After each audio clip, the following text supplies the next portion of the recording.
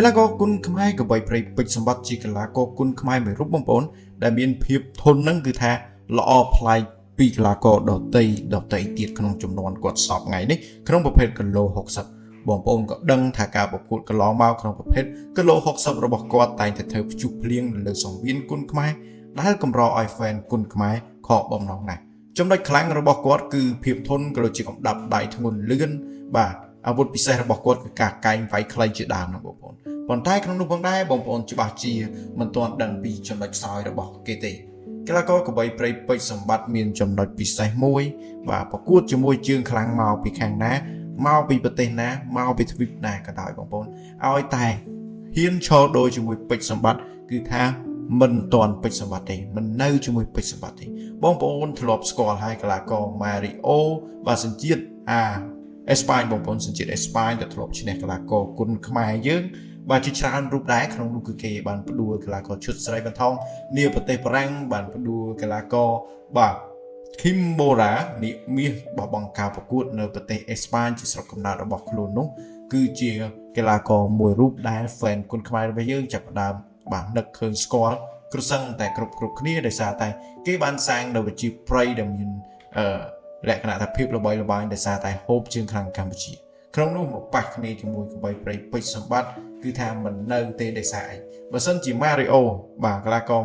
Mario រូបនេះព្យាយាមដេប្លាសេវាយកបន្ទុកខ្ញុំជឿជាក់ណាស់ថាកីឡាករ Mario អាចនឹងមានសង្ឃឹមឈ្នះទៅលើកីឡាករកបៃប្រៃពេជ្រសម្បត្តិក្នុងនាមចិត្តជាអ្នកលេងបងប្អូនណាកបៃប្រៃពេជ្រសម្បត្តិក៏ដូចជា Mario គឺថាគ្មានអ្នកថយទេទល់ក្បាលគ្នាបុកដូចកបៃឡើងកដូចជាគូឡើងកចឹងឯងជាលទ្ធផលគឺ Mario មិនអាចទប់ជាមួយនឹងទម្ងន់ដៃរបស់កបៃប្រៃពេជ្រសម្បត្តិបានទេបាទចំណុចខ្លាំងរបស់គាត់គឺកង់ម្រាមបាទចំណុចខ្លាំងរបស់គាត់គឺកង់ម្រាមក៏ដូចជាកម្ដាប់ដៃរបស់គាត់តែធ្វើឲ្យដៃគូបាក់ស្បាតជាដើមជាស្ដែងបងប្អូនក៏ការរំលឹកការប្រកួតពេញ5ទឹកដែលធ្វើឲ្យកបៃប្រៃពេជ្រសម្បត្តិរបស់ខ្សែក្បាត់ទៅកីឡាករបាទអិនស៊ីដូកំបាហើយក៏មានការសងសឹកមកវិញគឺថាអិនស៊ីដូកំបាក៏សន្លប់ក្រោមផ្លែកែយ៉ាងមួយខ្លីរបស់កបៃប្រៃពេជ្រសម្បត្តិផងដែរនេះជាចំណុចពិសេសរបស់កបៃប្រៃពេជ្រសម្បត្តិឲ្យតែជើងខ្លាំងមកពីខាងណាលេងកង់ចេញព្រាមឈរដូរជាមួយកបៃប្រៃពេជ្រសម្បត្តិពិបាកក្នុងការទប់ណាស់ប៉ុន្តែក្នុងនោះក៏មានចំណុចខ្សោយរបស់គាត់នៅពេលដែលពេជ្រសម្បត្តិប្រើកង់ធំក៏ជាចំណុចខ្សោយរបស់គាត់ដែរដោយសារតែកង់ធំបងប្អូនដឹងហើយថាដៃគូរបស់គាត់ងាយស្រួលក្នុងការបិទបាទកង់ធំបិទចិត្តជាងបាទមិនសូវឈឺមិនសូវធ្ងន់អាចតែធ្ងន់ដែរត្រឹម 70% នៃកង់ម្រាមចុះបងប្អូនបាទនេះជាហេតុដែលធ្វើឲ្យកបៃប្រៃធ្វើមិនសូវបានល្អក៏ជាចំណុចខ្សោយដូច្នេះហើយបានជាកីឡាកររូបនេះមានគ្រូបំផុតរបស់គាត់គឺកីឡាករពេជ្រសុផាន់បាទលោកគ្រូពេជ្រសុផាន់ជាស្រ័យបងប្អូនតែមានការចរចាឲ្យជំនួបបែបកង់ចេញព្រាមសុកធីក៏គាត់ដឹងថាកង់ចេញព្រាមគាត់អាចនឹងប្រឈមគ្រោះថ្នាក់ក៏ដូចជាសន្លប់ជាមួយកបៃប្រៃពេជ្រសម្បត្តិគាត់មិនលេងនោះទេបាទនេះជាចំណុចខ្សោយរបស់គាត់អញ្ចឹងសុកធីដឹងពីចំណុចខ្សោយខ្លួនឯងគឺមិនលេងនោះទេទោះថាតម្លៃខ្លួនចរចាមានការខ្ពស់ជាងសពមួយដងក៏ដោយនេះគឺជាកីឡាករត្រូវតែយល់ពីកីឡាទេសៈខ្លួនឯងមិនខុសពីលោកគ្រូផាន់ពេជ្រសុផាន់គ្រូឆ្នាំតែងតែចរចាជើងខ្លាំងជុំវិញពិភពលោកឬក៏ជើងខ្លាំងប្រភេទគីឡូ60កង់ម្រាមក៏ទទួលបានគ្រប់ទីចំណុចខ្សោយរបស់ពេជ្រសម្បត្តិគឺជាកីឡាករមួយរូបដែលពិបាកក្នុងការចូលវាយគេនៅពេលដែលគេវាយក្បាច់លក្ខណៈដូចសុកធីដោយកីឡាករ Kimbora អីជាដើមនេះឯងបងប្អូន Kimbora គាត់មិនសូវជាល្អធន់ការប្រកួតប៉ះគ្នាលើកទី1គឺគាត់ចាញ់ត្រឹមតែមួយរាប់នោះទេក្រៅពីហ្នឹងបងប្អូនគិតទៅថាការប្រកួតបាទពេញ5ទឹកសឹងតែ Kimbora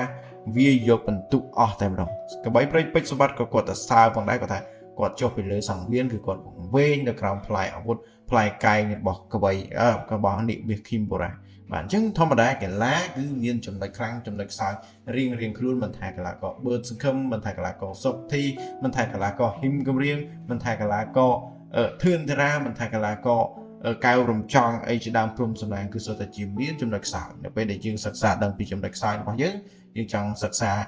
ធ្វើម៉េចឲ្យភាពខ្លាំងរបស់យើងនៅតែអាចល្អនៅលើសង្វៀនគុណខ្មែរគឺយើងចរចាលក្ខណៈបែបឈ្នះអញ្ចឹងកបៃព្រៃក៏មានចំណុចខ្សោយរបស់គាត់ដែរខ្ញុំធ្លាប់បានតែសេមួយនៅលើ Facebook page ខ្ញុំថាជើងខ្លាំងជុំវិញពិភពលោកឲ្យតែឈរដូចបាទជាមួយកីឡាករពេជ្រសម្បត្តិគឺថាមិននៅទេតែបើសិនជាលក្ខណៈថាគាត់ព្យាយាមគិច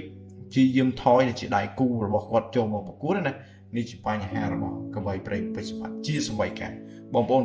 ក៏ចាំបានខ្ញុំបញ្ជាក់កន្លែងនេះបងប្អូនស្នេហាវិស័យកីឡាគុនខ្មែរច្បាស់ជាចាំបាននៅពេលដែលកបីប្រេងពេជ្រសម្បត្តិកំពុងតែពេញឡើងបាទគណៈនោះគឺថាទៅហោះទៅប្រទេសអូស្ត្រាលីគឺជំនួបគ្នាជាមួយនឹងកីឡាករបាទស្រុកសៀមមួយរូបបងប្អូនបាទទុំគតិក្រោយមកក៏មានការប្រកួតពេញ5ទឹកគឺពេជ្រសម្បត្តិមិនអាចចូលចុះជាមួយនឹងទុំគតិតែបានទេដោយសារទុំគតិគាត់ដឹងចង្វាក់គាត់ដឹងថាស្នៀតគាត់ជាកីឡាករចាស់ភាសាដែលមានលក្ខណៈឆ្លងកាត់នៃបទពិសោធន៍ជួបកីឡាករច្រើនប្រភេទគាត់អាចដោះនៅសម័យកាល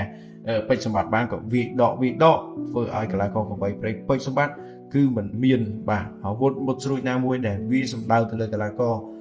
ទុំគតិធ្វើឲ្យទុំគតិមានអាការៈមានស្រុតមានស្នាមរបួសហើយជាហេតុដែលធ្វើឲ្យកីឡាករទុំគតិឈ្នះទៅលើកីឡាករកបីប្រេងពេជ្រសម្បត្តិកម្ពុជានេះគឺជារឿងមួយដែលយើងត្រូវសិក្សាជាចាំបាច់ណាស់បងប្អូនណាហើយអ្វីដែលខ្ញុំសរសើរកីឡាករកបីប្រេងពេជ្រសម្បត្តិជាកីឡាករមួយរូបបងប្អូនដឹងអញ្ចឹងគឺថាគូសជួងដឹងតែបាយនេះគឺជាហេតុផលមួយសម្រាប់បងប្អូនដែលនិយមគុនខ្មែរតកតងទៅនឹងកីឡាបុកក៏តែងតែចាប់អារម្មណ៍តែងតែសរសើរទៅកបីប្រេងពេជ្រសម្បត្តិអ្នកដែលមិនសូវចូលចិត្តជាបុកនោះក៏គាត់មិនសូវជាពេញនិយមអញ្ចឹងទៅបងប្អូនគាត់ចូលចិត្តក្បាច់គាត់ស្រឡាញ់សុខធីបើសង្ឃឹមអីជាដើមហ្នឹងទៅបងប្អូននេះជាហេតុផលរៀងខ្លួនរបស់មនុស្សយើងទេចំណូលចិត្តតែងតែខុសគ្នាអញ្ចឹងធម្មតាបើសិនជាមនុស្សចូលចិត្តសឡកកោទាំងអស់គ្នាណាប្រហែលគេក្លែងប្រហែលជាលែងមានមហូបផ្សេងទៀតដែរលែងមានជៀនជួនលែងមានឆាក្តៅលែងមានលក្ខណៈថាសម្លផ្សេងស៊ុបអីជាដើមផ្សេងមនុស្សចូលចិត្តដូចគ្នាអញ្ចឹងបានជាកីឡាក៏មិនខុសពីមហូបអាហារដែលបងប្អូនបរិភោគដែរគឺមានកីឡាក្បាច់កីឡាល្អដៃកីឡាល្អជើងល្អកាត់ល្អបច្ចេកទេសបាទអញ្ចឹងជាហេតុដែលរឿងមួយដែលយើងគប្បីបាទអ្នកដែលល្អចំណុចណាបងប្អូនក៏ទៅសើគាត់ទៅសម្រាប់បងប្អូនដែលចូលចិត្តហើយបងប្អូនដែលមិនចូលចិត្តក៏យើងនៅឲ្យស្ងៀមកុំធ្វើការជន់ប្រលិចឬក៏ប្រអាក់បន្ទុចអីព្រោះនេះសន្ធិដ្ឋនៅក្រោមពាក្យពេចន៍ថាអ្នកស្នងគុណខ្មែរដូចគ្នាទេគ្រាន់តែកីឡាគាត់ចូលចិត្តម្នាក់មួយបែបតែបើងាកបើផ្ទះលេខ2តម្រង់របស់គេគឺជាកីឡាករវាក្បាច់ឬវាថយយ៉ាងហេតុបងប្អូនមូលហេតុអីបានផ្ទះលេខ2ជាកីឡាករបែបហ្នឹងដោយសារតែផ្ទះលេខ2ជាកីឡាដែលលក្ខណៈថាវាដាក់ដើមផាន់បាទបងប្អូនវាដាក់ដើមផាន់បាទអញ្ចឹងហើយគេអត់ខ្វល់ទេម្ចាស់ដើមផាន់គេអត់ខ្វល់អ្នកឯងបុកឬក៏បុកទេសំខាន់អ្នកឯងជាកីឡាករមួយរូបដែលអាចថាឲ្យគេទុកចិត្តមិនមានហានិភ័យខ្ពស់អាចថាដោយសឡប់ភ្លឹងគេចាញ់លុយរាប់លានគឺគេអត់ចង់បានទាំងទេគេចង់បានអ្នកឯងវាយឆ្លាតបាទបុកមិនបុកអត់ទៅឲ្យអ្នកឯងចេះកាត់អ្នកឯងចេះធ្វើយ៉ាងណាដើម្បីឲ្យលុយចំណេញមកខាងម្ចាស់ដើមផាន់នេះដែលគេចាក់យើងនេះដែលគេចាប់យើងថាជាអ្នកជាកីឡាករមួយរូបដែលយើងគេលេងលុយនេះបាទនេះជាចំណុចសំខាន់អញ្ចឹងហើយបងប្អូនកុំជេរបន្ទុចតាក់ទងទៅនឹងកីឡាករបរទេសរូបនេះមកពីផ្ទះលេខ2នេះគឺថាតម្រង់របស់គេគឺលក្ខណៈថាជាកីឡាវាយយកបន្ទុកបងប្អូនព្រោះថាគេដាក់លុយច្រើនណាស់អញ្ចឹងគេអាចទៅបន្ថយបន្ថាបុកប្រើសឡប់ស្ដោកអញ្ចឹងទេបាទនេះគ្រាន់ជាការយល់ឃើញរបស់ខ្ញុំខ្លះតាក់ទងជុំវិញរឿងគុណខ្វះ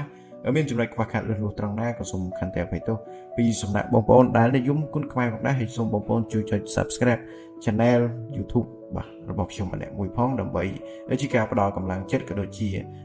ដើម្បីឲ្យរូបខ្ញុំបានមាននៅធម៌ពលកម្លាំងចិត្តផលិតវីដេអូចែកជូនបងប្អូនស្ដាប់កំសាន្តផ្សេងទៀតសូមអរគុណ